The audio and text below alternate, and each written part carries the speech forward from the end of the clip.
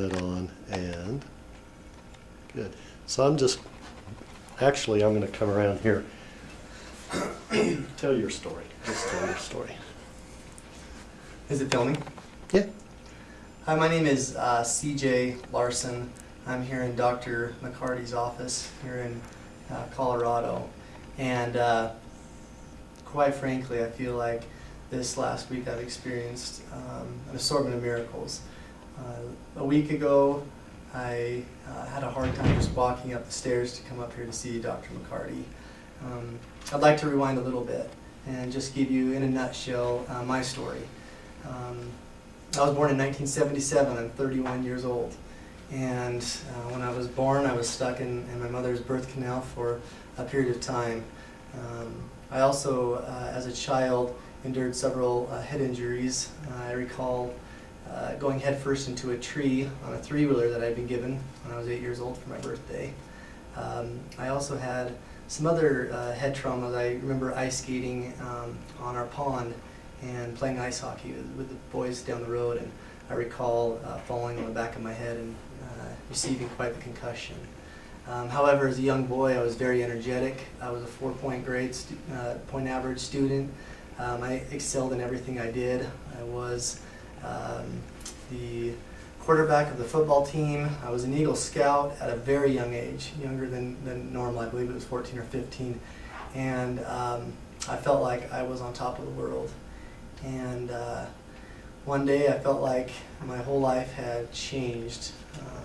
I'd been living in the light, and suddenly I was living in the dark. I recall lifting weights when I was just a sophomore in high school, and I felt a lot of pain in the back of my head, and the pain became quite intense, and I was in a competition with my best friend who happened to live a few miles down from me growing up, and we were very close, and we were also very competitive. And I continued to lift the weights. We were doing curls, and I felt this pain. It continued to grow in the back of my head, and I ignored it, being young and dumb. And next thing I knew, it felt like something had popped in the back of my head, and I collapsed, and I was completely paralyzed. I remember looking at my friend and looking at him with my eyes only, because I couldn't move and I couldn't talk. And I was saying goodbye to him because I thought that I was going to meet my maker. And I was very fortunate because I didn't die, obviously. And however, I can't quite express or articulate in words the next 15 years where that journey was going to head.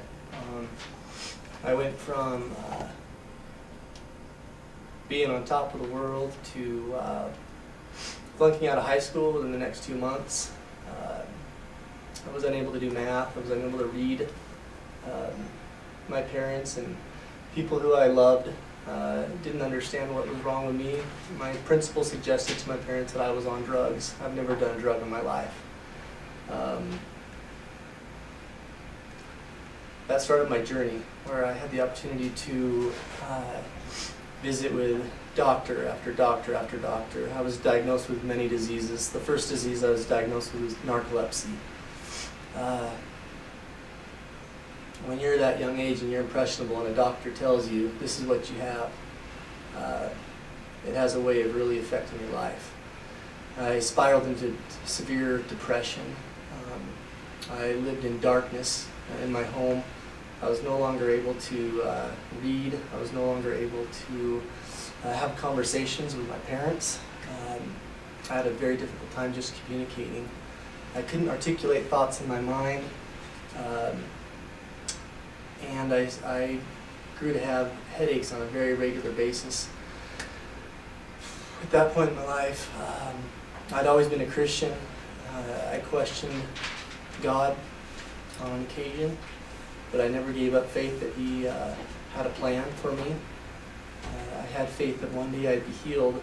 I didn't know how, but I believed that one day I would have the opportunity to be whole again. Little did I know it was going to be 15 or 16 years down the road, through a lot of agony, a lot of tears that were shed, and just a lot of pain in general. after doctors and doctors and doctors and diagnoses and false hope, false hope, false hope, 6 years ago I was living in a duplex, and I was all by myself. Didn't want my parents to know the type of pain that I was experiencing on a regular basis. I would sleep all day long. I struggled to get up to go to the bathroom. There was a wonderful girl that lived next door in the duplex that I lived in, and she took genuine interest in my life, and she knew that there was some problems with me. And at that time, she started to research many hours every day to try to get me to new doctors and try to figure out what was really wrong with me. And she was very, very dedicated and quite the woman. And she found a neurologist and some specialists that were able to look at some MRIs and images that I had done, and they were able to determine that I had a condition called Chiari malformation, Chiari malformation type 1.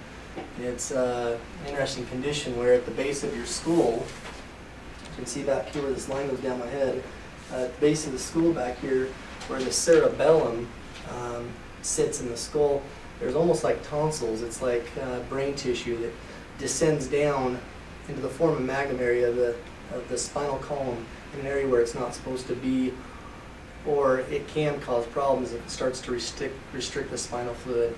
In my case, that's what it was doing, and it was causing the severe symptoms.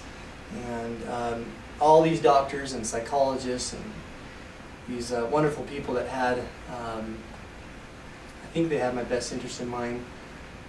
I believe they did, but they were, they had led me astray many times, and they had told me many times, CJ, this is in your head. And they were right. They were definitely right. So after they determined that I had Chiari malformation, soon thereafter I was in the surgery room having a decompression surgery, which you can probably, I don't know if you saw that line in the back of my head or not, but that is where they went in and took out a piece of my skull and also my C1, or at least a majority of my C1, to decompress that area and to allow the spinal fluid to flow more freely. They also took out some brain tissue. And that surgery was a blessing at the time because it did relieve my symptoms and the pressure for the most part for 2 days. And I did have a little bit better quality of life thereafter for a few months. But then my symptoms started to spiral, and I spiraled downward as my symptoms spiraled upward, and I started to have multiple problems, and the quality of my life sunk again to the point that I've been unable to work for many years. My wife has been the breadwinner in my family and also the caretaker, and been an incredible miracle in my life. I don't know if I mentioned this little side note, but that wonderful girl that was living in the duplex next door to me that did all that research is now my wife. And the most incredible part of the whole story is that here it is, 4 years after my decompression surgery and 4 years of intense pain enduring, to where I literally did not know if I could go on.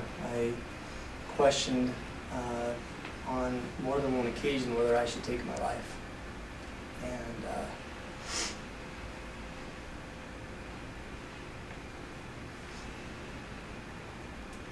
something told me to just keep going. I have 3 little beautiful kids and a wonderful wife. And if it weren't for them, I think that I probably would have met my maker by now.